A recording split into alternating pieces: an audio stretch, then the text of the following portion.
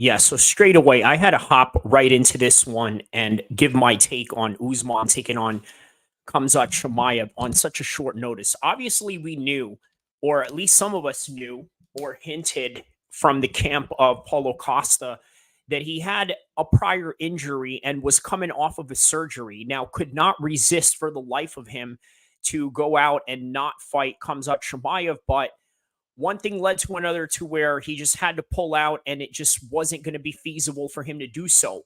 Now, in comes within literally a 10 days notice of Usman taking the fight of taking on Khamzat Chimaev. And by the way, not the first time that Usman has said yes to an Abu Dhabi fight in a couple of days notice when he first fought Jorge Masvidal to a decision during the Fight Island days of the pandemic. So now here we are. We got Khamzat Chimaev taking on Usman in a very interesting matchup because we have a former champion legend in Kamaru Usman and the absolute perfect prospect in terms of hype, in terms of boogeyman invincibility, and in terms of everything that you can look at as a scary Ivan Drago type of figure that you would put in, let's say, a fight movie of some sort. That's literally what Khamzat is. And what did 5-5 here say? He said, stop calling him Khamzat. Okay. Yeah. Thank you for the comments and the engagement on that one. So going on with this fight, I think there's some interesting dynamics aside from, let's say, the styles that are going to be implied in this fight. Okay, we know that Khamzat is very wrestling heavy. Now, I had mentioned in the prediction leading up to this fight that Khamzat Chimaev was going to take his time in order for him to shoot a double leg takedown on, let's say, Paulo Costa. Well, now, I think that we're going to be in a situation where we could possibly see Khamzat Chimaev in an entire striking match in the same similar fashion that you've seen with Colby Covington versus Usman in the first fight. That's how I could see this fight going. And then the decision, perhaps in a 3-round war, would be very difficult for the judges to somehow score or judge or anything to that extent. So this is a very interesting fight because Usman feels that he still has a lot to prove, right? He did a lot in the 170 division, lost to Leon Edwards with a devastating head kick knockout in the second time around for what is the trilogy, but rather the rematch for the world title of the 170 undisputed with Leon Edwards and Usman. You had Usman give a better account of himself. And when he was able to do that, now you are in the situation where, okay, you know what? Even though he lost twice in a row to the same guy that he had previously beaten, he gave a good account of himself to where he can salvage his career in terms of his next fight still being a big marquee matchup. And here we are in UFC 294 with Kamaru Usman taking on Khamzat Chimaev. Just when we thought that Kamaru Usman was done because of his lack of performance in the 170-pound undisputed championship against Leon, now we start to second guess ourselves. Could we trust Usman? But also forgetting that perhaps maybe Leon Edwards is just in his absolute prime in a current moment. And on top of that, you have Leon Edwards, who's in a situation where he is, yes, in his prime years, as opposed to Usman, taking a lot of wear and tear from wrestling and all throughout the years of being a mixed martial artist and also a long-time defending champion, which takes a huge toll out of you. Well, now here he is in a refreshed situation fighting at 185, which I think is very interesting because guess what? Another 170-pound GOAT has gone through the same type of transition.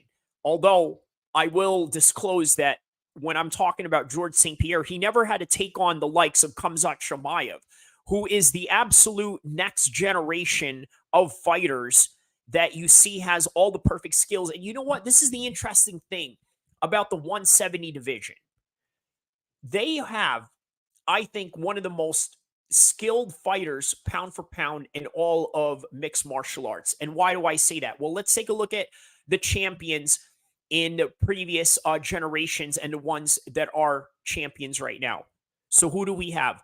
We have number one, we got Matt Hughes. Okay, sort of one dimensional, but had great jiu-jitsu, had decent kickboxing, but mostly wrestling heavy kind of guy. And then who was his predecessor after that? George St. Pierre, top wrestling, taekwondo artist, transitioned into mixed martial arts kickboxing and being able to use that to become one of the most well-rounded fighters of all time.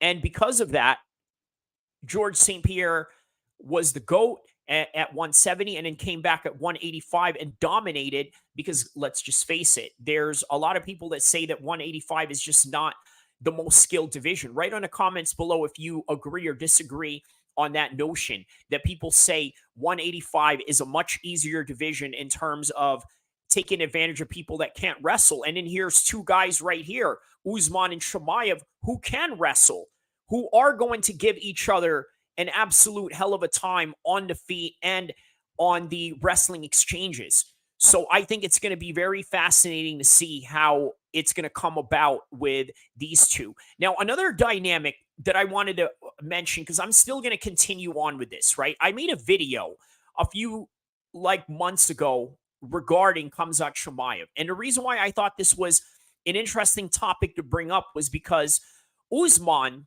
as you guys know, has a Muslim last name, but sort of has, I guess, how do I say this for those that kind of watch Premier League football? Mohamed Salah qualities, okay? Now, whereas you look at Khamzat Chimaev, the guy is an absolute devoted Muslim. Or is he? Is he a devoted Muslim or is he a hooligan?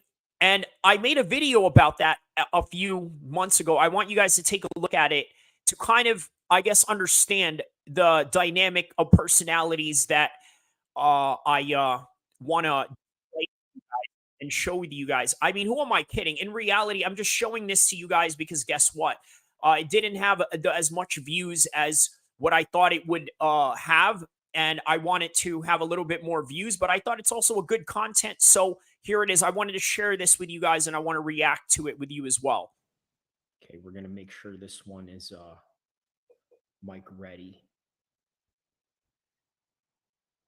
Let's make sure everything is right intact for this one.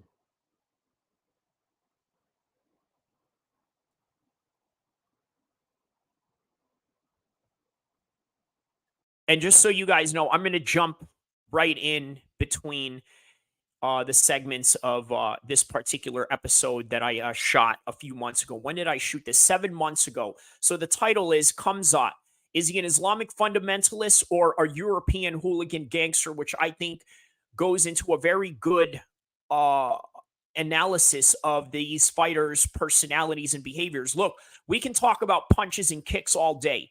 One of the things I can talk to you about is understanding a fighter's psychology, especially from a religious point of view, being the fact that Khamzat is such a devout Muslim and how that affects his mentality. And look at how he just went and canceled Devin Haney for making racist comments. Look, I can tell you that in Islam, racism is not tolerated one bit, right? We are one of the most diverse religions in the world. We have people from all around the world, whether that would be from Africa, Asia, Europe, the Middle East, and elsewhere, right? So this is where Khamzat Chimaev is coming from. So I can break that down for you because I understand why he would do that as opposed to people that are just looking at this as, well, Devin Haney was just speaking boxing banter that they normally present in the world of boxing anyway. So what is the big deal? So here it is, guys.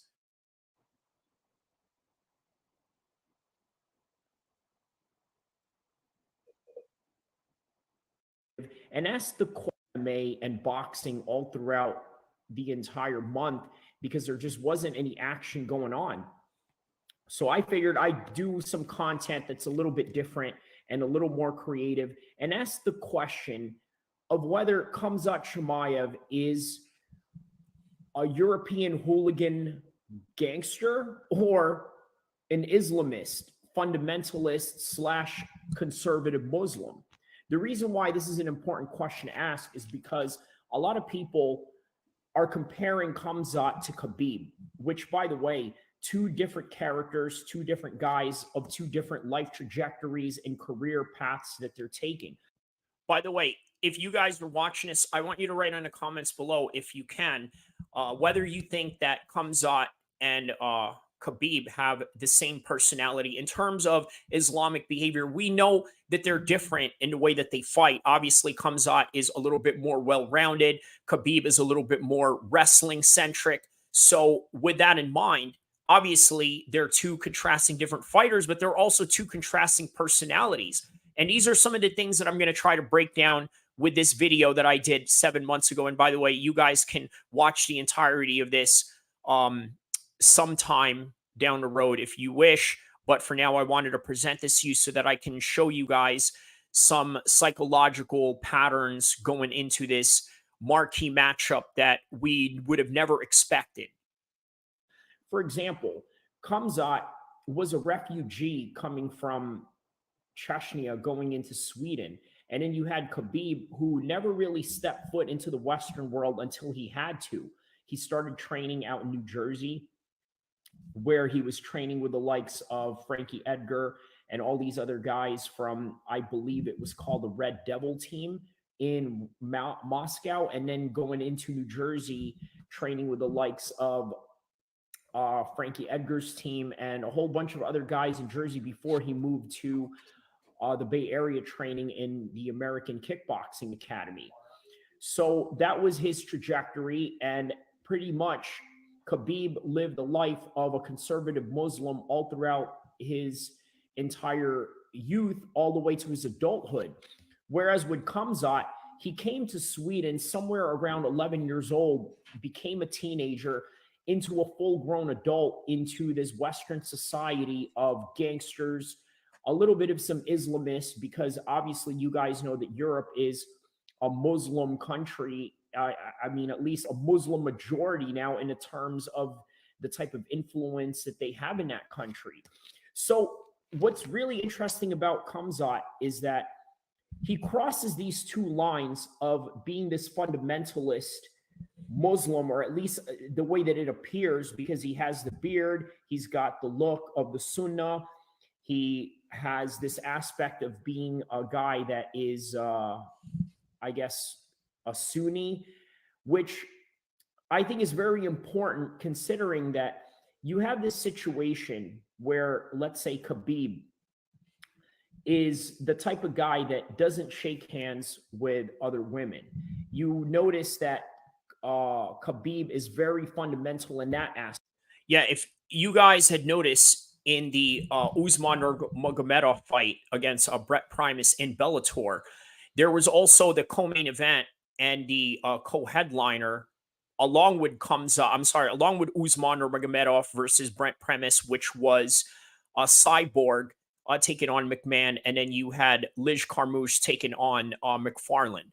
So I remember that Usman was not going to shake their hands because they did a ceremony, which is very Japanese mixed martial arts like, where at the end of the event, everybody shows up and they get on stage or get in the cage and present the winners of the night. Or sometimes they would just present the entire cast or the entire main card people that were involved in the fight.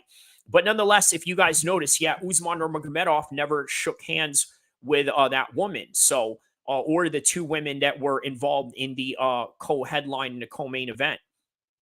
Aspect. You also notice aspects of Khabib where he doesn't curse, he doesn't say the F word, he doesn't say the MF word or anything like that. The closest I've ever heard Khabib curse was when he'll say something along the lines of, this is number one BS or this and that. Other than that, nothing. But for Khamzat, he's a little bit more of a foul mouth. He has a little bit of a situation where he's the type of guy that doesn't mind delving himself into those situations. He doesn't mind saying bad words. He doesn't mind saying that he's going to off people and this and that, and then goes Allahu Akbar afterwards. which is really interesting. He kind of crosses those two different dynamics of being this European hooligan gangster and being an Islamist at the same time. Now, Khabib, as you know, in his last fight with Justin Gaethje, he let Justin Gaethje off the hook in terms of not really hurting him. And that was done with a purpose, considering that this fight with Justin Gaethje and Khabib Nurmagomedov took place during the mid stages of the pandemic, which means there was no crowd in this Abu Dhabi fight other than perhaps maybe a few selected people. And some of those selected people happen to be Justin Gaethje's family, which means that Khabib was not motivated in any fashion to really go out and hurt Justin in that kind of matter, which shows.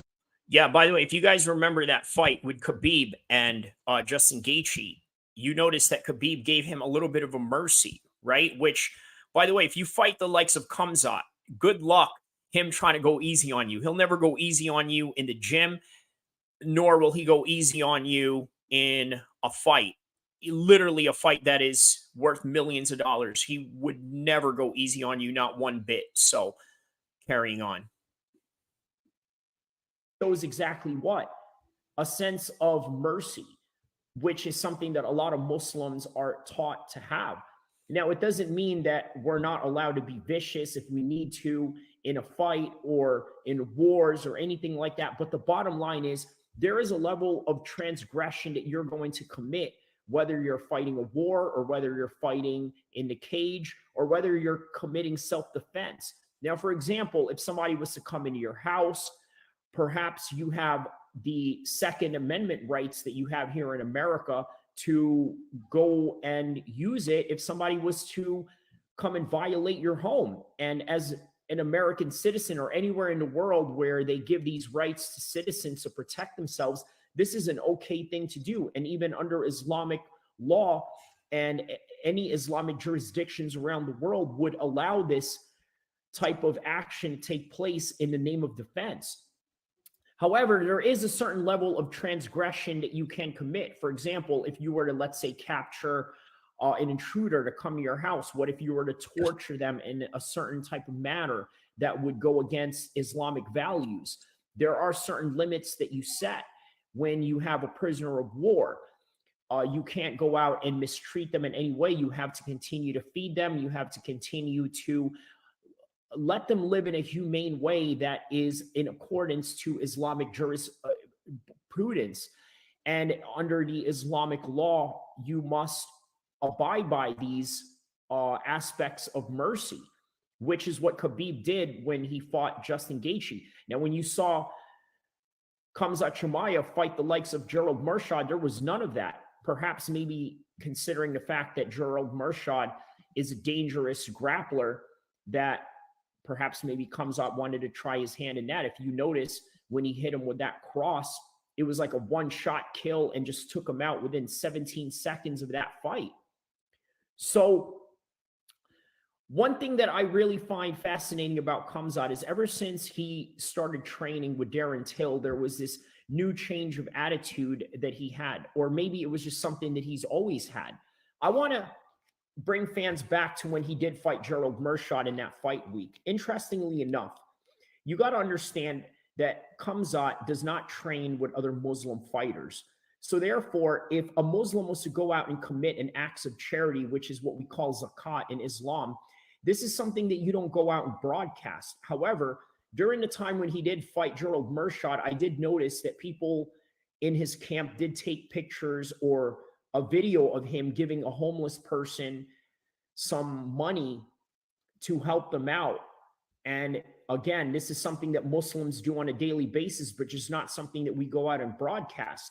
However, the fact that he does have non-Muslim training partners, I think did help create his image of being this righteous Muslim man that gives to the people. And he even mentioned in these interviews leading up to that fight, yeah, one of the things that I want to do when I become famous and I become a world champion and I get money is I go out and I help people. And I don't doubt that's something that he's going to do or something that he has already done. Now, the interesting thing about that, and why I brought up the fact that he has non-Muslim teammates is because Khabib Nurmagomedov has complained in the past about Khamzat not having true Muslims around him, perhaps maybe pointing to Darren Till or insinuating that Darren Till is his bad influence in his life. Now, the one thing that I understand about European culture, especially with Muslims that live in that region, is that there is an aspect of this gangster top boy mentality that is prevalent in that region. But then there's also this aspect of Islamism, whereas I would kind of cite the old documentary from British filmmaker Rob Emerson, My Brother the Islamist, in which he made a documentary that highlighted his brother becoming a Muslim and then into the stages of his radical change in terms of becoming a full-fledged Salafi, and then even as far as going to aiding and abetting the likes of the Taliban, in which Richard Salahuddin was charged for later on after this movie was made somewhere around 2010. So I feel that Khamzat is a combination of those two things. Obviously, Khamzat is not anyone that supports any groups out there that are dodgy or any groups out there that are in the list of any governments from around the world. However, he is closely affiliated with the likes of Ramzan Kadyrov, who is, by the way, banned in Europe for several reasons, of which the UN or the EU has never really mentioned. Now, I could only speculate, perhaps because Chechnya is known, at least under the information of the Western media, to have somehow committed acts of crime against, let's say, people in that are, let's say, not the majority of Chechnya. Okay, let's just put it like that. Let's say they had crimes against humanity in terms of how they treated a certain minority group in their country. And I'm not talking about religion or race or anything of those dividing factors. I can only let you guess exactly what that is because, well, let's just say that we live in a world where we have to be very careful what we say. So let's just put it like that. So nonetheless, Khamzat embodies these two aspects of European culture that I just mentioned to you right now, and something that you see on the screen right now. Now, My Brother the Islamist was one of these British films that has really captured my imagination back in the days, and something that I really gave me this sense of motivation of wanting to consume more British content, whether it was documentaries or trying to understand the Muslim culture in that part of the world. And I've noticed that there's a lot of people out there that practice a very fundamental view of Islam, or some may say a very mainstream form of Islam, because it's something that a lot of Sunnis practice. Now, let me give you guys some context about Khamzat and where he's from and what type of country that is, which is Chechnya. So as you know, Chechnya has been at war with Russia for several years. And obviously now Ramzan Kadyrov, the leader of Chechnya, was given that position through his father, who became a former resistance fighter turned state sympathizer to the state of Russia, only to which he became, basically, to understand it in layman's terms, Ramzan Kadyrov and his father were former jihadists that turned into state leaders of a Muslim majority nation, which is Chechnya, backed by Vladimir Putin and new state of Russia post-Soviet Union days. That's the best way to understand it. Now, the interesting thing about Ramzan Kadyrov is that even though Chechnya is known to have this aspect of Sunni Islam, which is very prevalent in countries such as Saudi Arabia, Yemen, and any countries where they have Sunni majority nations, there is a leader in Ramzan Kadyrov that is supposedly a Sufi. Now, what is a Sufi? Let me explain to people who don't understand the denominations of the Islamic faith. So we have the Sunnis, which are an orthodox form of Islam that follows the first 4 or 5 generations of the Islamic Caliphate and the people that are within that lineage of the Prophet Muhammad, peace be upon him. Whereas you have with the Shias, they practice a little bit more of a different form of Islam. The best way I can describe it is they are the Catholics of Islam, meaning that they ascribe saints in prayers. They ascribe using the prophets in their prayers instead of praying to God, or they use that as a vessel of asking them to forgive them in the same way that they would ask in the Catholic Church to have Saint Michael's cast their sins away rather than praying to God directly. And in that opposite end, obviously, you have the Anglican style of Christianity, or the Protestant way of Christianity, which is the Orthodox way of Christianity that is also practiced in the eastern parts of the world, such as Russia, and also the eastern parts of the Middle East that practice a form of Greek Orthodox Christianity. So that is where Sunni Islam lies in that, in terms of the denominations that befallen all these different Islamic factions in the Middle East and throughout the Islamic world, or Muslim majority nations such as Chechnya.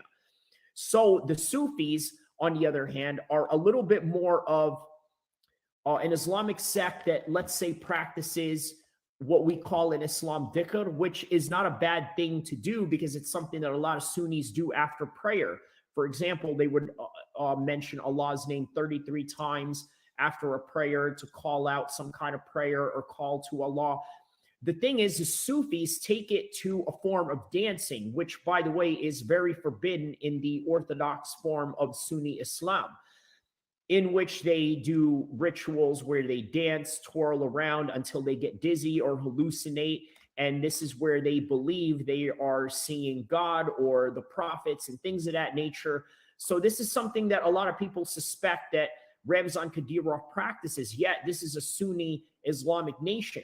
So interestingly enough, the reason why I brought this up is because you look at Khamzat. He lives in Sweden. We all know that Sweden has a strong Muslim population. And when I mean strong Muslim population, I'm saying that I'm willing to bet there's a lot of guys there like they have in England, in terms of guys that practice Salafism, guys that practice a stricter form of Islam, a more disciplined form of Islam, very similar to what a type of Islam, let's say, Richard Salahuddin here in the movie My Brother the Islamist had practiced. Now, I urge you guys to take a look at this film somewhere down the road if you can find it anywhere online. I think that it has a lot of good information in terms of how Islam is being brought to information, in terms of how it's practiced, in terms of the do's and do nots. And one thing that's really interesting about this film is that Richard Salahuddin really took it to the level where he wanted to practice Islam and implement it in his life in every way, meaning that the way that he was going to greet certain people, the way that he was going to approach. Yeah, Gino Alpha, it says, this is the first card I think worth $90 to buy 1,000%. It is, because now you look at, you have Charles Oliveira out, but you have another undisputed champion coming in, a current undisputed champion in Volkanovski, not only just a current undisputed champion, a guy that they thought Islam got beat by in a very close matchup. So yeah, worth $90 for sure. And then you got to think about this also. Why is it that they were able to put this card together? Because it was in Abu Dhabi, and perhaps maybe the Emirates paid the fighters their share in terms of covering certain fees or certain salaries of certain people. But yeah, if you guys are watching this, don't forget to like and subscribe. We are reacting to my own video called Khamzat, Islamic Fundamentalist or European Gangster Hooligan. Enjoy. His relationships with his non-Muslim parents. the way that he didn't like the fact that his mom was being filmed, simply because it's just something that we don't believe in Islam. Now, notice, as you guys know, Khamzat Chimaev is married. People always ask, well, what is his marital status or this and that? The fact of the matter is the guy is married, but you've never seen his wife, and for good reason. Why? Because just like him and Khabib and anybody that practices what one would argue is the true form of Islam, they don't show you these types of things. And I can go into reasons as to why that is. I can tell you religious reasons why. I can give you good reasons why that is. And then there's going to be other people that's going to nullify it, that perhaps don't understand the accordance of Islam and the long-term wisdom behind that, which, by the way, Richard Salahuddin has a lot of different ways that he explains that in My Brother the Islamist.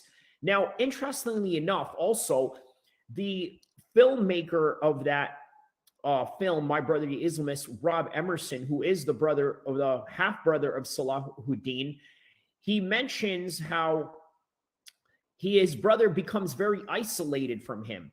And his brother also mentions how, well, within good reason, the reason why for that is just for the simple fact that, well, there's wisdom behind my actions. Like, for example, why he doesn't shake Rob with the right hand. He only shakes that for the believers or people that he shows respect to. That's just something a lot of people are not going to understand.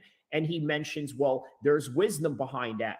Why most Muslim men don't go out there and shake hands with the opposite. Yeah. If you guys had remembered, there were plenty of times where Khabib was in a situation where he didn't shake hands with any woman, whether he was meeting at some random place or at some show or some kind of presentation of some sort or some kind of function. He never did any of that, right? So with Khamzat, I noticed there's something a little bit different with this guy, right? Even Paulo Costa had mentioned on the lead up to the fight, where he mentioned something to the effect where, like, yeah, this guy, I don't know why he go and he message, my manager. And by the way, for those of you that don't know, Paulo Costa's manager is also his wife. So that's not something Khabib would do. Another thing, you guys look at Khamzat Chimaev, he goes around and rolls with girls on the mat, which, by the way, this is something that you will never see in, let's say, Dagestani mixed martial arts gyms. You're never going to see these guys do anything like that. So, by the way, if you guys had just joined, I want you guys to like and subscribe. Thank you very much for joining. I'm reacting to my own video that I did a couple of months ago called Khamzat, is he an Islamic fundamentalist or a European hooligan gangster? And this was somewhere around 7 months ago when we were basically trying to figure out where Khamzat's career trajectory was going to be, and here we are. Opposite sex, or mingle with the opposite sex, or work with them in the same workplace. For example, why they have certain segregations of this matter in strict Islamic countries such as Saudi Arabia, Afghanistan, Yemen, and the list goes on, even in Chechnya. But then you have a lot of these Muslims that move into Western countries like Canada, the UK, United Kingdom, America, and they bring this form of Islam there, but then they also get caught up in this world of the streets. Whereas I've noticed a lot of the Arabs that live in America live in, let's say, Chicago, one of the most murder-ridden places in America in terms of crime statistics. Same thing with a lot of Arabs that live in Detroit, Michigan, all throughout that state, New Jersey, Newark, East Brunswick, North Brunswick, Camden, Atlantic City, Philadelphia, which is a big Muslim town, a town that I phrase as Muslim Town USA when I went out there, out here in California. So when you have this type of Islam, and then on top of that, you have gangsterism that is surrounded by the environment that these Muslims are in, you're going to get a different type of Muslim that is a little bit different than Khabib.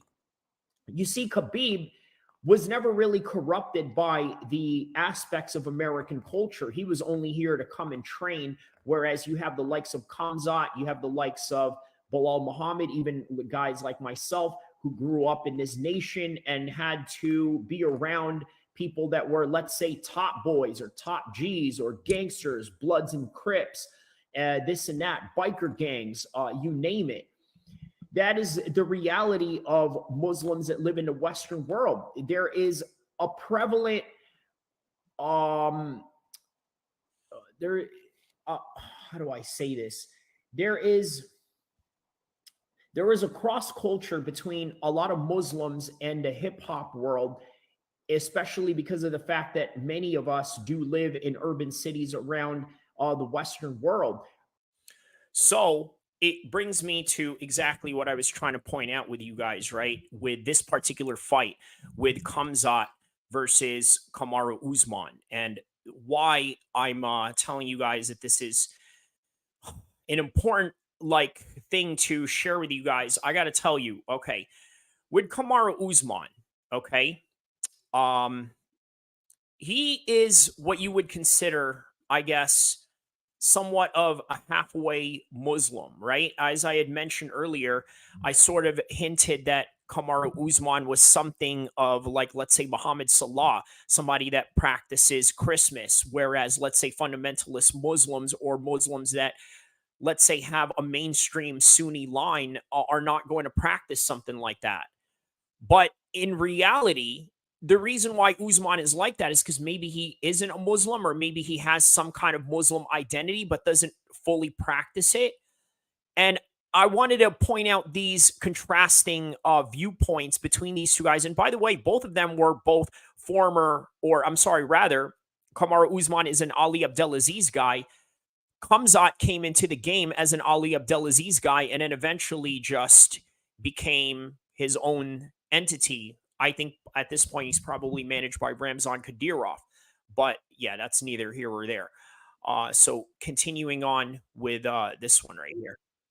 These types of cultures. We adapt these gangster mannerisms in which that maybe somebody who grew up in Jordan would just not have, for one reason or another. Now, why is that? Because you got to understand, in America and in anywhere in the Western world, everything is about bravado. You look at Top Boy, that whole entire show, what was it all about? It's all about bravado, whether it was from the first season to the last, to the different characters that they're dealing with there. Everything was about bravado. From the guys that were selling straps in Liverpool to all these guys that were trying to be the top G's or the top boy, or trying to create this aura of invincibility about them, which is something that you have to do in one way or another if you live in the hood. Because if you don't, it's just a room full of vultures where they're going to try to get at you, or they're going to try to somehow take advantage of you. And that's just the kind of world that you live in. Now, is Cheshire. So I wanted to bring up some sort of religious component to that last audio that you just heard, right? And the thing is that you got to understand something. There is an aspect to where, let's say, you can become a little bit more black-hearted if you allow yourself to delve into certain environments, right? In other words, if you're a Muslim and you live in these areas where, let's say, that people have a certain mentality of the streets or have some oath to that particular culture, then at some point you're going to start picking up these behaviors, not because you want to or because you have some sort of un-Islamic values that's leaning you towards those deviancies or degeneracies, but rather it's almost like a survival mechanism to where you almost have to adapt in order for you to survive. And what I mean by adapting is sometimes you have to become a little bit more vicious than what you normally would, especially if you come from a very war-torn or ghetto type of area. Chechnya or Dagestan any different in that sense? No. Because obviously Khabib has mentioned plenty of times how many street fights he's got into while he was out there in that part of the world. And of course, there's that reality. However, it's not the same reality to where people are gunning each other down or shooting each other, as I wouldn't imagine that's not the type of beef or the type of conflict that you would get out of guys in Dagestan, but rather maybe just a small conflict of, hey, I pushed you, you pushed me, or this and that. Now, I remember seeing a video the other day from Jesse on Fire on YouTube. He cites this Dagestani fighter who punched this random guy in the street in the mall of Dagestan. And I think the reason why was because this, and keep in mind, they were both Dagestanis in Dagestan. Oh, how about this? If you guys don't know who I'm talking about or who Jesse on Fire was talking about that time 7 months ago, his name is Sharaputin Magomedov, who's a redhead Dagestani. What he did was he basically beat up a guy in a Dagestani mall for showing a public display of affection to his significant other. I don't know if that was his wife or that was a guy that was married to someone, or it was just a boyfriend or girlfriend. But nonetheless, in Islamic society, whether you are married or not, you just cannot go out there and have a public display of affection to any kind. It's just not appropriate. So he went out and did something about it. And by the way, he is going to be fighting on this particular card at UFC 294. I'm going to show you guys who he is. Let me look him up. Sharaputin Magomedov right here. This is the guy that I am literally talking about right now. Hold on a second.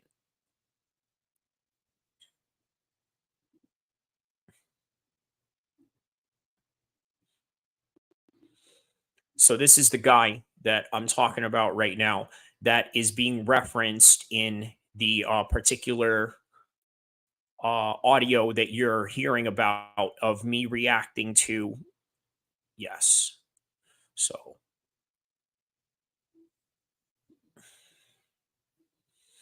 All right. So back to that audio right here. Let's go back to this one.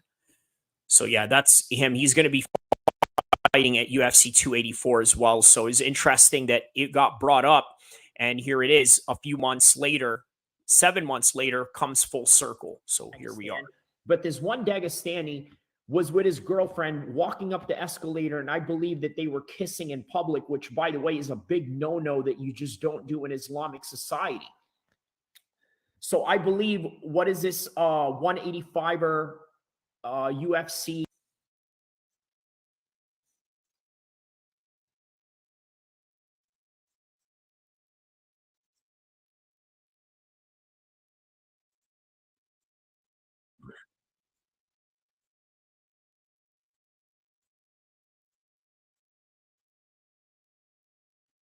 Of it, and then out of nowhere, while the guy was waiting and outside of the mall, he goes and sucker punches him or catches him by surprise and knocks him out completely. And once again, yeah, that's just a common thing that happens in Dagestan in one way or another, right? You know, people fight over oh, what are you looking at, or I don't like you, or this and that, but nothing to the extent that happens in the West, where there's a high proclivity of knife crimes in London or gun violence that happens in Chicago and all throughout the United States. Now, when you live in that kind of environment, you do develop a certain type of attitude, a certain type of aura about you. At the same time, you also have to understand that fighting is an environmental factor in which it shapes the way that you fight, and it shapes the style that you're going to bring into the ring, which, by the way, as I mentioned, in England, there is a high rate of knife crimes that happen in that country. So you have someone like Leon Edwards, who is the current 170 champion of the UFC right now. What are some of the things that Leon Edwards is really good at? Well, I could tell you he's very defensive in the way that he fights, very slick, knows how to move. Why?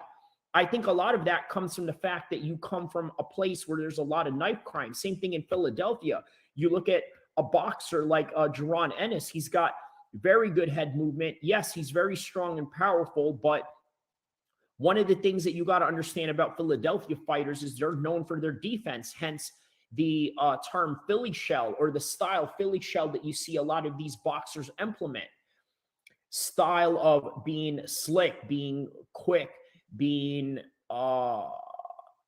having the right distance. More importantly, that's something that you have to avoid when you're fighting in a knife situation, is having the distance to get away from that, which is something Leon Edwards has a very good measurement of distance, which is how he was able to measure that kick in which he knocked out Kamaru Usman with, in which how he's able to arrange the distance in every single one of his fights. So yes, growing up in these environments does create this aspect of your style and how you're going to carry yourself in the ring. So, speaking of which, if you guys want to take a look at the full entirety of that, take a look at that on my video section. It is called Khamzat, Islamic Fundamentalist or European Hooligan. It's a very good one. I wanted to share just maybe a few minutes of that with you guys and move on to other topics, because obviously, as I was mentioning in previous podcasts, is that the Middle East right now is red hot when it comes to all the biggest fights and all the biggest sporting events, correct? Also, one of the biggest fights that they have a week just right after UFC 294 is Francis Ngannou and Tyson Fury. I got to talk with Zain Musa Boxing, one of the top YouTubers in the UK when it comes to boxing, and we sort of talked about a few things regarding boxing, its history, and a history of, let's say, this crossover fight that they have going on. I want you guys to check this out. I'm going to react to it, and we'll go back and forth on it. Yes, What's man. Zain? Salam alaikum, brother. Salam, bro. What's happening? You good? Oh, man, really good, man. You know, as you know, we've been waiting to do this for a long time. We've wanted to do some lives together, you know, share both of our knowledge and our experience with both the wonderful sports of MMA and professional boxing. And here we are, displaying to the world what we already discussed behind closed doors that we're going to share to everybody right now. And don't forget to like and subscribe for Zain's Boxing Dosage and Kyrie Abu El-Kheer on YouTube channel. Yeah, make sure you subscribe up to Kyrie's YouTube channel, man. He's the best in the game at MMA, knows his stuff, and, you know, he's a great sort of person, man. And I wouldn't say that if he wasn't. So make sure you follow him up, man. Check his content out. It's brilliant as well. You get me? MMA. And yeah, all sorts of mixed martial arts, even boxing discussions. So even if you follow boxing, make sure you get onto the YouTube channel. I always feel that, you know what, it is very difficult to have a mixed martial arts conversation without talking about boxing as well as jiu-jitsu. Both of those sports are very important to the sport of mixed martial arts to put it together in terms of MMA as a single compository sport. Yeah. Bro, 100%, man. I wanted to ask a few questions to you as well, you know, personally, because obviously you're an MMA fan. So what do you feel about this MMA and boxing crossover thing? What do you feel? You think it's a good idea that all these fights are happening, crossover fights between MMA fighters and boxers? I think that this is something that has been happening in one form or another throughout all generations. For example, take a look at Inoki taking on Muhammad Ali. That was sort of what you would consider a mixed fighting type of event, right? So that was basically an MMA fight, but obviously Muhammad Ali came in there dressed as a boxer, had boxing shoes on, was allowed to kick, but got kicked himself as well. But nowadays, it's just more about with the MMA guys coming into the boxing world. And rightfully so, because when it comes to boxing and MMA, MMA is a baby compared to boxing in terms of the mainstream aspect of it. Now, have people around the world always competed in mixed martial arts? Yes, in one form or another. You've seen it in movies such as the Kumite with Bloodsport and Jean-Claude Van Damme in the 80s. That is what essentially is mixed martial arts. The only difference is they didn't have the commercial value that boxing has that you can match with Premier League football or American football with the NFL or the NBA. Well, nowadays, that's the reason why the mixed martial artists have to step into the boxing world because of boxing's long history, that makes them the A side of the fight world. So therefore, it is easier for the MMA fighter to be sent into the boxing ring, be exploited, taken away all of the weapons that he can use against his opponent, and have to fight in this single skill set of a sport that really requires a lot of niche training that you don't get in MMA. And in particular, the repetitions of punches that you have to do on a daily basis as compared to, let's say, a boxer in comparison to an MMA fighter. Yeah. Now, with these fights, some of it is not all equal. They always say that, well, the MMA fighter is always going to lose in this situation. We've seen that with the likes of Jake Paul taking on all these mixed martial artists that have championship pedigrees behind them. The problem is not all matches are the same. And that is one of the things that we have to be very careful about with this Tyson Fury and Francis Ngannou fight. They're not all the same. For example, you take a look at Clay Collard.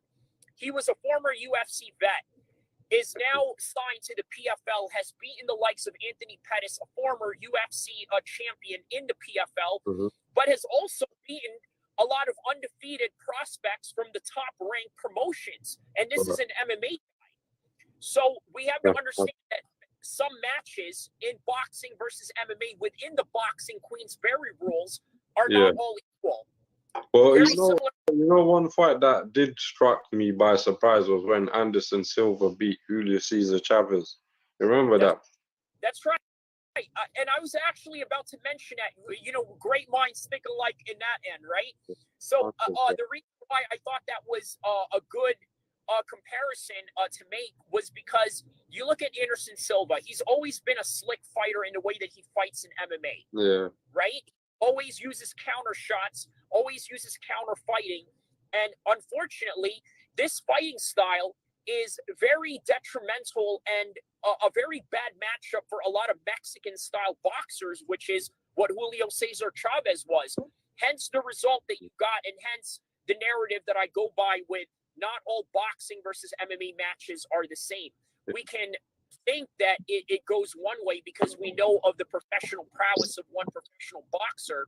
Yeah. But again, it all varies with the opponents and the individuals that are fighting in this MMA versus boxing crossover. 100%, bro.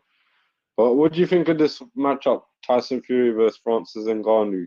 It's coming up soon, you know? I think that a lot of the boxing guys in the hardcore realm of things have a real problem with this fight, and I can understand why. But from an MMA perspective, and from the guys that are in the MMA community, they all love this because of the fact that Francis is getting paid, and the fact that his storyline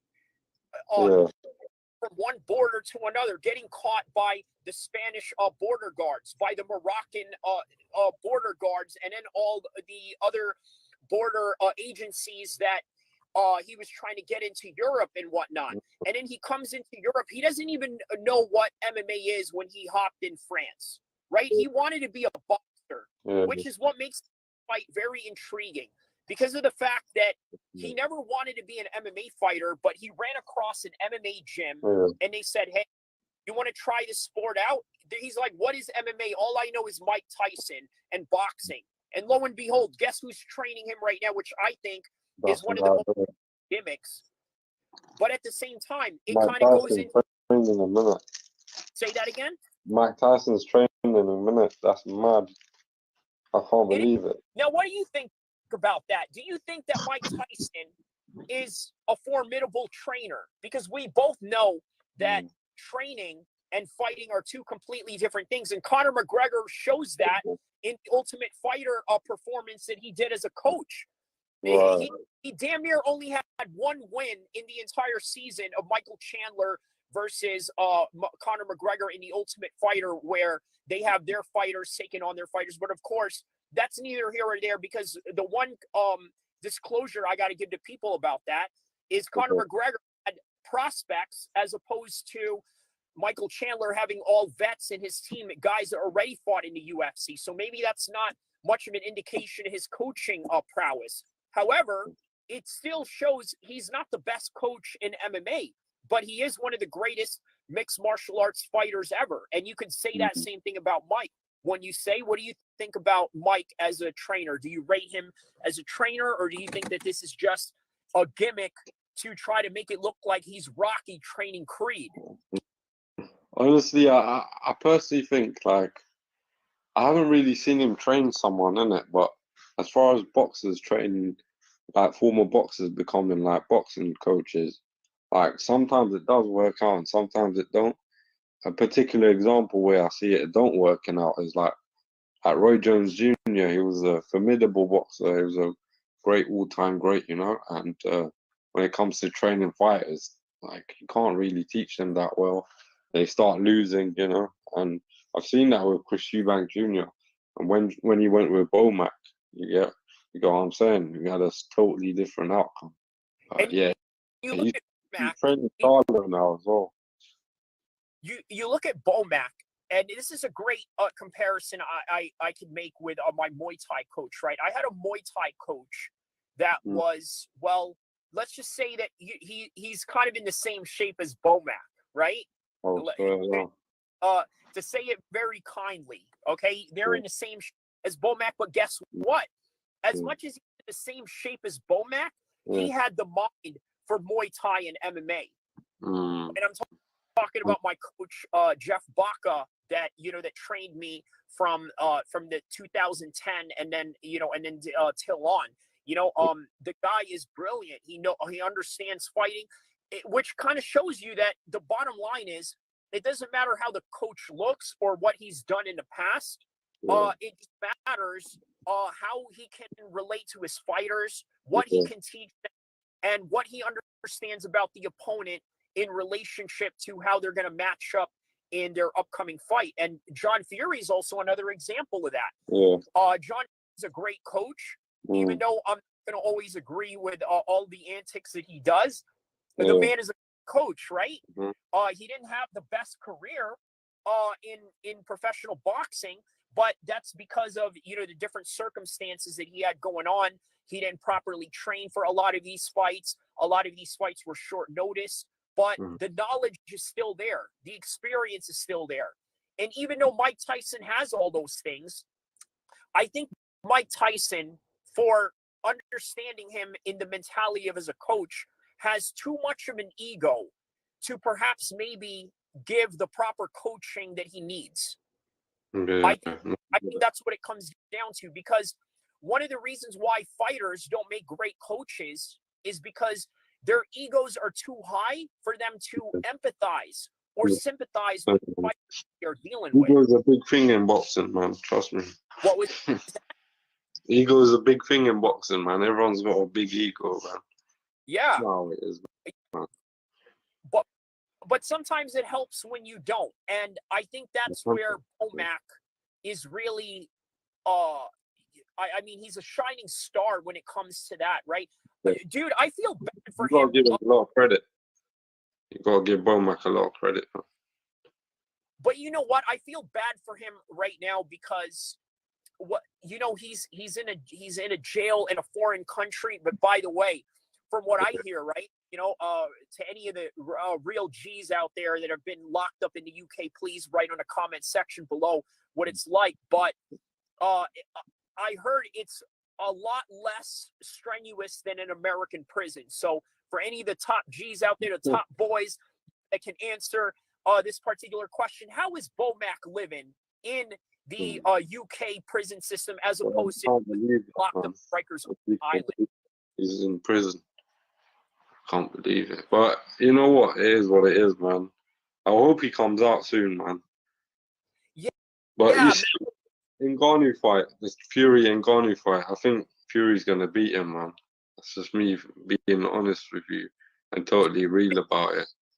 I think Fury's gonna knock Ngannou out, and it's just gonna be mad, because if it was an MMA fight, no doubt Tyson Fury's gonna lose that fight, and Ngannou would beat him.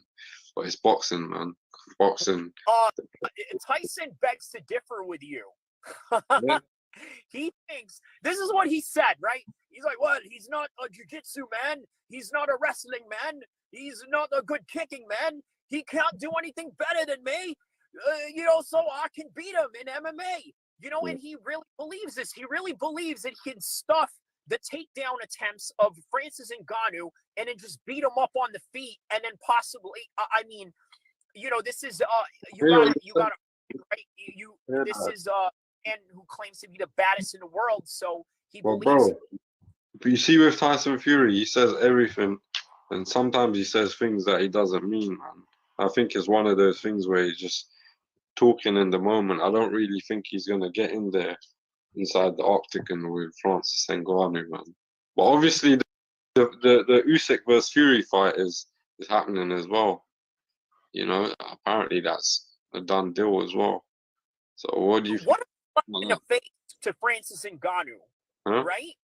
That's a real slap in the face. Hey, you want to hear an MMA equivalent to that? Ray Mercer, right? Ray Mercer. Yeah. He knocked out an MMA champion, a UFC former heavyweight champion in the regional scenes, okay, in an MMA fight. Yeah. Okay. And that's mad. You know what's funny? I see so much parallels in this. The guy he knocked out was, get this, a 6'11" Tim Sylvia, who, by the way, kind of looks like Tyson Fury, but the MMA version, right? He was one of the earlier guys back in the days. This was before Brock Lesnar came into the scene of the MMA world. He had an MMA fight planned after Ray Mercer. Does this sound familiar to you? Tell me if this sounds familiar. Tim Sylvia, the UFC heavyweight champion. I don't think he was a heavyweight champion at the time, but he has the status of being a former UFC champion. He plans a fight with Ray Mercer, but months after that, he already had another MMA fight planned out. This was before the UFC had people in ironclad contracts where they won't allow you to fight anywhere. Back in the days, you could be signed to the UFC and then randomly go fight in Japan or some random regional, like show with a bunch of bikers and gangsters around in a bar or something like that. Nowadays, you'd have to ask Dana White to do as little as a grappling contest. Well, actually, no, they let you do grappling contests because, to me, grappling is part of fighting, but grappling is not fighting, if you get what I mean, right? Whereas if you do boxing or kickboxing or MMA, this is real fighting. Whereas to me, in my opinion, although it's good experience, grappling is a sport, not a fight. And I think there's a lot of guys that would agree with that. That's why when I see jiu-jitsu guys, they say, "Oh, I'm gonna get into a fight this weekend. I'm in a fight." What's your fight? Oh, well, I'm entering the Naga, grappling tournament. That's not a fight. You're getting in there, and I grapple myself, right? So, it's like it's not a fight. It's part of fighting, but nonetheless. Speaking of that, but Bilal Muhammad, Bilal Muhammad, right? Yeah. The guy that trained with Ennis Boots, which is what was that guy's name? Shoot, I forgot his name. He was a Philadelphia guy who he beat that was undefeated in Abu Dhabi. But he trains with, and Bilal Muhammad said that he's going to. So I wanted to bring up something, very interesting with the conversation we had with Zane, right? He mentions something that is a fact, which is that there's a lot of people in boxing that have big egos, and this is very important to understand. And I think there's a good reason for that. One of the things you got to understand is that mixed martial arts comes from an Eastern culture. And then on top of that, you look at the modern examples of mixed martial arts and the Islamic influence by the Dagestani fighters. It's a sport that relies a lot on the ethos of discipline, whereas with Western boxing, it has more of an ego-driven pageantry type of sport that sort of facilitates these types of behaviors and rewards them, i.e. Floyd Mayweather in that example. So I just wanted to bring that up as I was going through this conversation that I had with Zane. To do a grappling tournament the night before UFC 294 in Abu Dhabi. So that's what I'm saying. The UFC allows you to do grappling fights, but they won't allow you to do boxing fights unless you're Conor McGregor. And so, where was I going with that? Oh, so what I was saying with that was, shoot, I forgot what we were talking about. It's going off on a tangent there. Oh, okay. So yeah, doesn't that sound familiar with Tim Sylvia? He had a fight that he planned months on ahead, and then he took on Ray Mercer, who's a boxer, because he thought this is just going to be easy work. And then the boxer knocked him out in his own sport. So what I'm saying is that with this Francis Ngannou fight, could we be seeing a Tim Sylvia situation with Tyson Fury? And if so, personally, I don't think so, man. Well, my question. Yeah, Zane, thanks, brother. Definitely will do. So, what I wanted to talk about, to kind of pinpoint from that conversation is that, okay, I think Tyson Fury has a sense of underestimation going into this fight, right? And usually when we have underestimations, this is where a lot of upsets happen. Ronda Rousey is a great example of that. If you guys remember when Ronda Rousey fought Holly Holmes, Ronda Rousey had this belief of invincibility, and rightfully so. She was knocking people out left and right. On top of that, she was submitting people in the first round, was basically a submission judo version of Mike Tyson in female MMA. So she had every right to feel the way that she did, but then she went in there with somebody who was a trained professional boxer in Holly Holmes, who, by the way, is a world champion boxer at that, also kickbox, on top of the fact that she trains wrestling with none other than John Jones. So it was an absolute recipe for a big upset. Tyson Fury could possibly suffer the same fate right here. Also, you take a look at Buster Douglas. By the way, an interesting thing about Buster Douglas, he went on to be featured in a WWE match where he was the special guest referee for none other than Macho Man Randy Savage and Hulk Hogan. Originally, it was supposed to be Mike Tyson, but because Mike Tyson lost, Vince McMahon said, well, let's just go with the guy that won. So Buster Douglas came in there, and it was so strange and weird because a lot of these WWE fans who were not crossover boxing fans just didn't understand who this guy was. And then some of them would look at him in such disrespect, like, you're the guy that beat Mike Tyson? So real interesting to understand and take a look at that. But furthermore on Zane right here. You, if he loses to Francis Ngannou, what? Bro, that would be a huge upset, bro. Well, the biggest upset in boxing history, bro. Is he still going to fight Usyk for the undisputed championship? How does that work? I think they've got a deal in place after this Ngannou fight that they're gonna make this fight official. So apparently they've sorted out all the terms and conditions. All it is just the fight to be announced, you know.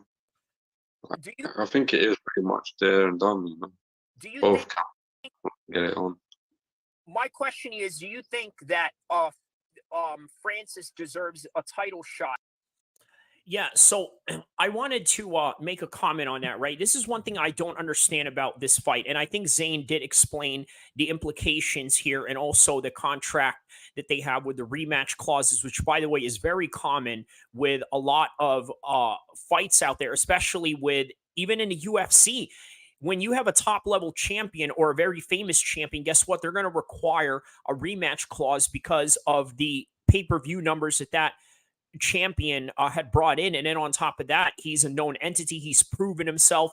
And it's almost like a sort of a worthy passage, being able to defend your title as many times as you did with the likes of, let's say, Kamaru Usman, right? Or maybe even Canelo Alvarez in his loss to Bivol. But nonetheless, I think that this is important to take a look at in terms of the rematch clauses that they have with the Tyson and Francis Ngannou fight. But at the same time, it's like, I can understand why the WBC doesn't want to give him a title shot, but correct me if I'm wrong. I really do find it strange that if Tyson Fury was to lose to Francis Ngannou, that he's not crowned the champion, that he would have to go on in his career and then retire as, imagine he loses and then he just decides to retire right there. So he retires as the loser of that fight, but then also retires as the sitting world champion, and then having to vacate it with, and then I guess Francis has to come back and fight for it with an undisputed against Usyk. And that's kind of what me and Zane talked about right here. But it's a very interesting turn of events when it comes to that, because if you're one of these casuals that don't really care about belts or lineages or competitive architectures in boxing, and yes, I understand that this is one of those matches that doesn't really deserve that because of the fact that to a lot of people, and especially the boxing pundits, it's just a circus. But nonetheless, there's a certain meritocracy that you have to follow, right? I mean, if you knock out a world champion, doesn't that make you a world champion? Yes or no? And that's kind of the question that I asked here, but just thought it was interesting to bring Because up. if he knocks him out, I mean, what, we're just not going to consider him Why a not?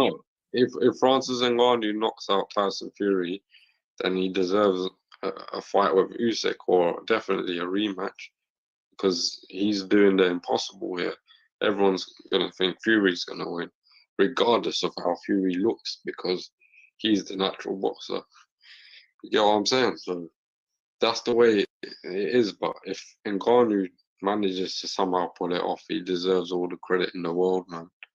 Because that's like Tyson Fury, don't get it twisted. Even though he's fat and out of shape, he's like the best heavyweight in the world, like arguably. You know, and people would definitely pick him right now as the best heavyweight in the world. Isn't it a bit deceptive? His body, before we got online on this live right now, we're talking about. So yeah, I'll play the rest of that. But what I wanted to comment on here is this prevalent thing that they have going on in combat sports with, let's say, body shaming, right? Because most people, they understand fighters to look like a certain way. A lot of times when they look at fighters, they think of somebody like, I don't know, Paulo Costa. He looks like a fighter. Let's say if you're a casual and you don't really understand a fight game, you don't really understand who is who and who is what. You look at someone like Paulo Costa, built like a rock, has a great physique, has a great look about him. Oh yeah, it makes sense. He's a fighter. Oh, and he's also a model. Okay, that makes sense. You look at Khamzat Chimaev, right? I mean, he is a scary looking dude, but he's a scary looking dude in a fit, lean, special forces swimmer type of body kind of way, right? Where it's very deceptive. He looks skinny, but he's very strong. He can lift you up with an instance. He can knock you out. And you've seen that what happened with Gerald Mershad and even with Ikram in their fight in the regional scenes in Bahrain. So, but he doesn't look like it. So that's one thing a lot of people have to understand, right? I think professional wrestling has made a lot of people really become deceived on what a real tough guy looks like, and also the action movies of the 1980s as well. I often notice that a lot of people, and I get it, there's this wave of soy boyism that's going on in the world and in society today, but then they also kind of hinted something to the effect, well, look at the action stars in the 1980s. They look like they were all buff or this and that. Yeah, because the likes of Dolph Lundgren and Ivan Drago were taking steroids. And then he even said and admitted that, hey, you know what? I sort of regret putting myself in this situation. And then he went and got a very horrible disease out of that, right? And I pray for Dolph Lundgren on that, but that's the consequences that you get of trying to get the quote unquote super physique that is literally impossible. But guess what isn't impossible? Being able to improve your athletic ability, being able to improve your speed, being able to improve your strength, right? So yes, it is great if you have a certain physique, but you know what? Some guys having a physique, it doesn't mean really that much anything. It just means that, you know what, this is their predisposition in terms of their natural state, but it doesn't somehow give any indication as to whether that person is in combat shape or not. And this is sort of what me and Zane go on about with it here. His body, right? Mm-hmm. What it means to be in shape for him is different than who's somebody aesthetically pleasing, such as a Tommy Fury. Now, if Tommy Fury came out with looking like he has a belly or a little love handles, you should be concerned because that is not his natural disposition of fight shape. No, Now, 100%, bro. now with Tyson Fury, it's easy for people to say, oh, you look out of shape because you have love handles. The man has always had love handles. He always had them, yeah. But if you look at his belly, is his belly out to here the way that it was in, let's say, 2016 or 17 when he showed up at Monaco to try to get signed by Eddie Hearn, right? He didn't look so he's a little bit. But his belly's always been like that. That's the thing. People that don't know, because obviously they're MMA fans, they might find that as a way of a weakness, but that's the way Tyson Fury is. Man. He's just always had that sort of body, man. And it's a surprise. Well, we have something like that in MMA. We have a lot of guys like that in MMA that, that don't have best looking bodies, but, are top level fighters. Right. You know what I mean? Yeah, no, I've seen that still. Like Daniel Cormier. Not Daniel Cormier. Yeah, there was some other guy. He was a big guy. Yeah. Cormier, Oh, yeah. so yeah. I think I wanted to just add on to this, right? I think the other guy that perhaps maybe Zane and I had missed was none other than Big Country Roy Nelson, right? The guy has a belly all the way out to here, but he is a black belt jiu-jitsu master. And then on top of that, the guy is a knockout artist. He's got nuclear bombs in his hands and was in the biggest Ultimate Fighter show ever, right? That was with Kimbo Slice, where he was brought in to, let's say, be part of this Ultimate Fighter show. And not only that, Kurt Angle was also going to be part of that season with Brendan Schaub. So that was the biggest Ultimate Fighter of all time, the heavyweight season with Kimbo and Brendan Schaub. And then on top of that, they were going to have Kurt Angle. That would have made it even bigger than what it already had been originally. I mean, it was big by itself with just Kimbo, and then you had Roy Nelson on top of it. But yeah, just wanted to shout out some of the biggest OGs of the mixed martial arts games that some people may have forgotten about. But like I said, like only people I'm really interested in MMA are the Muslim fighters, man. Like, because they're just raw. And I agree with Zane on that. And speaking of the Muslim fighters, let's go back to if you guys want to check that out, I want to show you guys where you can look at this. Zane Musa Dosage Boxing right here on on YouTube. Go ahead and like and subscribe to his channel if you guys want to see the rest of this video. We go into a whole wide range of different topics in this one.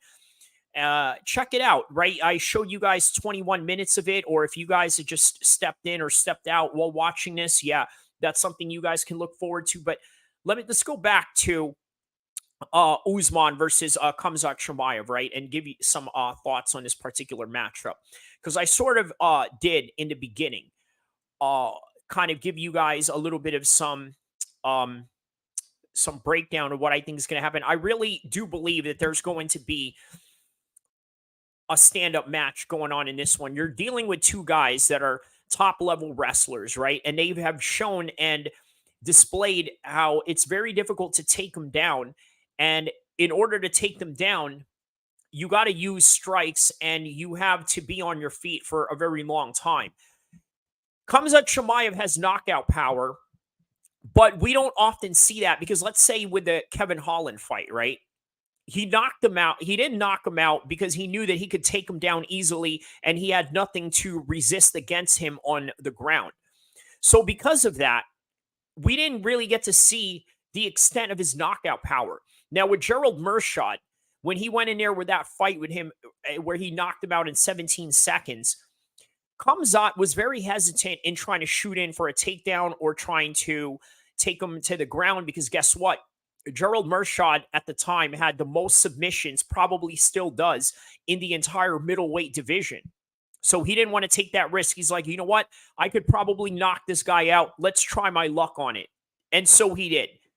So you're going to see a little bit of that with Usman. You're going to see a little bit of some hesitation. You're going to see a little bit of some kind of like what you saw in the Charlo fight, right? A little bit of hesitancy in Khamzat Chimaev. And I mentioned it, he was going to be just like this with Paulo Costa as well. Because guess what? When you move up a level, you're just going to have a lot more resistance. You're going to have guys that are a lot more defensively savvy. And unfortunately, this is going to be a very bad matchup for Chimaev. But at the same time, he can also win it. Usman, he can also win it. So this is one of those situations where it's sort of a do or die for both of these guys. Because everything at this point right now is going to tell us everything about the hype of Khamzat Chimaev. And for Usman, everything that he's built up at this point, at one time becoming the #1 pound for pound fighter in the UFC, okay, he now has to show that none of that was a fluke. He now has to show that him beating Tyron Woodley was not a joke. It wasn't because he was just way past his prime. It was for a good reason. And in the wins that he had over Colby Covington, who arguably could possibly be one of the best 170 fighters in the world if Kamaru Usman did not exist or did not cross his path. He beats him twice. So this is the kind of guy that you're dealing with. And then people are going to ask questions, and they want to find out through this fight. Now, this fight, I think, is way better than Paulo Costa because of that, because of the challenges that both of them face with canceling each other out in the wrestling, but also trying to figure out who wants it more in the one guy that is going up and the one guy that is literally going down. But at the same time, this is a refresh for Kamaru Usman because now he's going into the 185 division. By the way, a division that he never wanted to step up against, only because at the time it was Israel Adesanya who was champion. So he had no motivation to become a double champion to any degree. Now he's guilt-free walking into this weight class in 2 ways and in more ways than one. What do I mean by guilt-free? Meaning that he doesn't have to worry about cutting as much weight, so he can eat as much as he can guilt-free. And then on top of that, he's in a new division where he's basically now 0-0, irregardless of his current record of his entire mixed martial arts career, and now has a chance to start over again as he is basically in the same path with Khamzat Chimaev in this current moment of time. Because if you remember, Khamzat Chimaev was trying to get a 170-pound title fight against Kamaru Usman while he was champion. And for one reason, it never happened. Now we're getting at 185, where Khamzat Chimaev somewhat failed at 170, being able to make weight, and Usman somewhat failed, not being able to defend his title and not being able to regain the rematch as he did in the last fight that he had against Leon Edwards. So there's going to be a lot of questions going on with this fight, and there's going to be a lot of intriguing matchups in this entire main card along with the prelims. But what we're also going to get is some questions that we would be very curious to know. Is the prospect going to pass the legend? And is the legend still viable and evolved enough to compete in the modern competitive architecture of the UFC? That is why we call this the Theater of the Unknown, and we're going to find out. And like and subscribe. Thank you guys for joining this live, and I hope I can entertain you guys further with more content somewhere down the road. And this right here is a breaking news of the day. Usman taking on Khamzat Chimaev. What a great matchup. What a great time. And not only that, here's another thing I wanted to say, right? Just when I thought that Logan Paul and Dylan Dennis had the best fight of the entire October, along with Francis Ngannou and Tyson Fury, this fight right here just blew both of those fights out of the water. Now, the card that they have for Tyson Fury and Ngannou, great undercard. There's a lot of great British prospects that are going to be involved in that. A lot of top heavyweights that are on the come up, such as Wardley, for one. You got Joe Joyce that I believe is going to be on this card, or is he? Or I think Dubois or some other guys. A lot of the big names that they have in Frank Warren's Queensberry Promotions are going to be part of this card. And on top of that, yes, it's a great card, but I think the main event in and of itself is the absolute gimmick fight of them all, right? But with this particular card, or UFC 294, none of these fights are gimmick fights whatsoever. You got Elliott taking on Muhammad Makayev, the same story going on, top prospect taking on top veteran. And then you have Volkanovski taking on Islam Makhachev for the 155 championship, once again moving up in for the second time, getting a title shot in 1 year in one weight class above for Volkanovski. It's a great time to be a combat sports fan. It's great for MMA. It's great for boxing. It's great for overall all these matchups and all these events that we get to witness. Don't forget to like and subscribe. Thank you once again for listening. I'll see you guys around, inshallah.